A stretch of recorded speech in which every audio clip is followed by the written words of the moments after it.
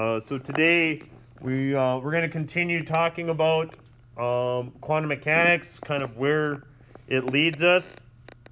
I think the first thing that will be kind of an interesting thing is to look at, some of these people that we've talked about are on this picture here. This is a colored version of it. They've kind of updated it because they didn't have colored photographs back in 1927. This is the 1927 Slovak Conference. It is considered to be the greatest collection of minds ever assembled. Some of the names are of people that we have our quarter two paper on. Madame Curie, Albert Einstein, probably the more recognizable. You get into, there are a few other ones. Levain is a big name in the science. We start on the back, Bragg, de Broglie, Louis de Broglie, hanging out right back there. Niels Bohr. Back row has some other ones as well. Erwin Schrodinger. Wolfgang Pauli. Werner Heisenberg. Just to kind of point out a few of them of what they look like. And where some of these people and the kind of obviously not, I don't believe it is there are other pictures of the Slovak Conference. What did they do when they got together? They tried figuring out information about the atom and quantum mechanics and tried to figure out what does this take. Because they weren't able to use Facebook or other social media. There wasn't a quick email. It was either you write a letter, you send it off, and you wait a couple weeks for it to come back. So to speed up the process, they come together, they agree, hey, let's get together at this place here, and let's talk about some stuff. And though some of these may or may not have agreed with each other, they all understood the importance of coming together and talking and trying to figure out this information that we're kind of covering right now. Today, the conversation that we talk about is going to be more on this guy, Erwin Schrodinger. That's my guy. Hey, Erwin Schrodinger used theoretical calculations to devise and solve mathematical equations describing the behavior of an electron in the hydrogen atom. And it also goes beyond that. Schrodinger, his theoretical calculations, again, if you have a good understanding of three-dimensional calc-based statistics, that's what Schrodinger was basically using. In the 1920s, that's new stuff. Now we're like, yeah, that's just really elevated math. Well, it's extremely elevated math. And it gives us the modern description of the atom, and that is the quantum mechanical model of the atom. And it comes through Schrodinger's equations. As I've said a number of times, we are not going to go through the math that Schrodinger went through. We are going to look at the variables and what those variables can tell us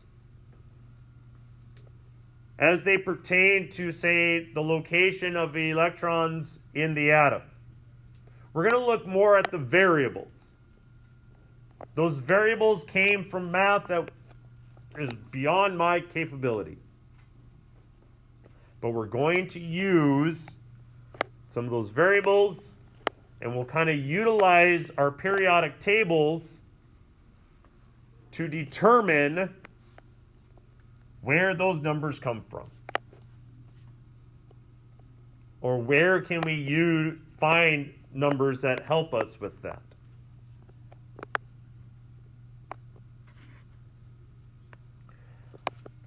Again, not just describing the behavior of a hydrogen atom is able to go beyond what that is. So this is what the quantum mechanical model of the atom looks like now. Whole lot of dots and shading. That's about it. But it's all based, again, on some of those equations. The x and y axes, the z axes. And it's all based. Where the cloud is the kind of the thickest or the most shaded in, that is the more dense area. That is where we have a high probability of an electron being there. That does not mean that there is an electron there. Remember, Heisenberg says we can't actually say or find one there, because once you say and find the location, it's no longer there. You've changed everything. There's just a high probability. Probability meaning the likelihood that you could find something. It's like going out and saying, well, what's the likelihood that you're going to be able to go outside and find some snow? You're going to find some, but you're going to have to go looking for it, right? Kind of the bigger piles. Or what's the likelihood that you're going to go out and be able to find some sand? There's a high amount, but there's no guarantee. Okay? High probability means that the likelihood is very high, but there is no guarantee that you are going to find it. And again, it is all based on that three-dimensional calc-based statistics of what that does. Okay? The dots on the outside have low probability. Does that mean that we're not going to find an electron there? No. It's just your chances are really, really low. Solving the wave equation gives us some wave functions. These wave functions are also known as orbitals, and they correspond to their energies. Remember, energy is based on the wavelength, right? Each orbital describes a spatial distribution, kind of that three-dimensional calculus thing. It gives us kind of like a shape, a density, a probability area. An orbital is described by a set of three quantum numbers.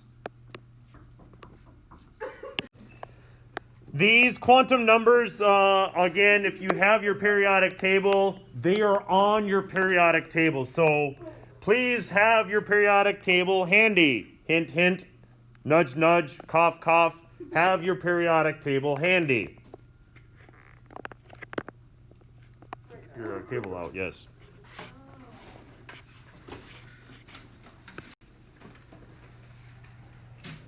The first principal quantum number we talked about the other day, and that is n. The principal quantum number, also referred to like the row number. The principal quantum number is the row number.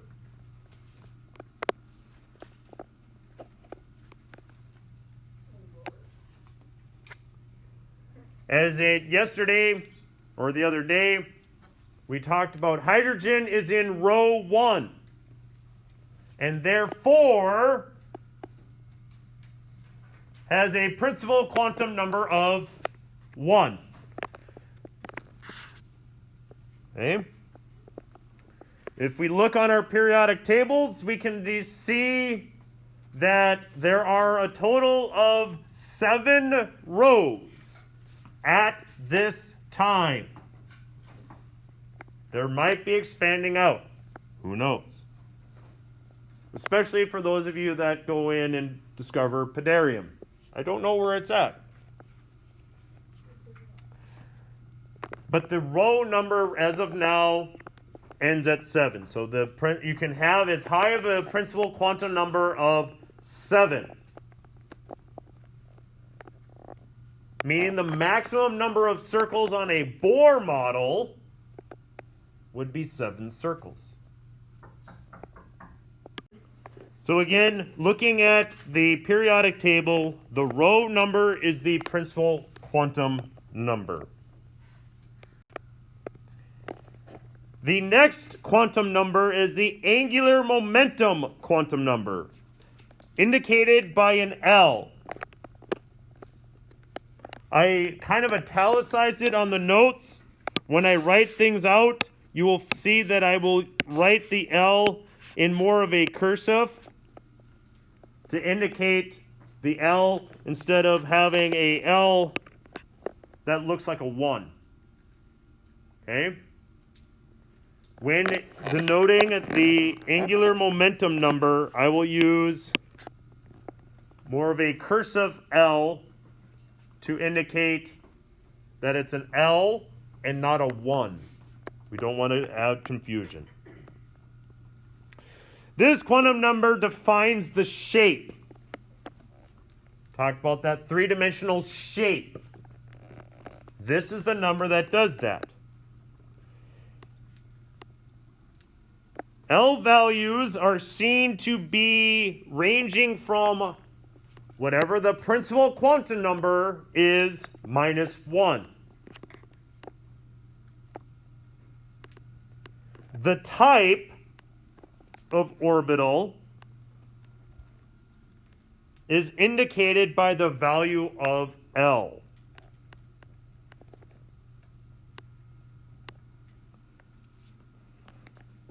If we have a principal quantum number of 1, 1 minus 1 would give us what value? 0. Giving us what type of orbital? Looking at this chart, S. If you look on the top of the periodic table we use for my class, right above hydrogen and helium, you will see a little letter that says S block. Right below hydrogen, you're also going to see a little bracket that has another letter, and that's also S block. Why is that? Well, a principal quantum number of 2 minus 1 would give us what value? 1. Now, according to Bohr, those electrons want to be in a ground state, the lowest energy state first, right? They fill that up. Well, to get to 1, you have to go through 0. If you start on your periodic table, row 2 starts in the S block. Then there's this big gap. It's there for a reason. And then you go to boron. And right above boron, all the way to neon, it is another bridge or bracket that is the P block, indicating the type of orbital that those electrons reside in. Most likely. The last principal quantum, or the last quantum number, is the magnetic quantum number. This is a three-dimensional orientation. Where are they in space, so to speak? Again, it would be written as m sub L. And you can have values as low as whatever the negative of your L value to the positive of your L value. These are integers. So no halvesies, no decimals. Can you have a negative 0? No. So when your L value is 0, your magnetic quantum number, or your m sub L, is just 0. Okay?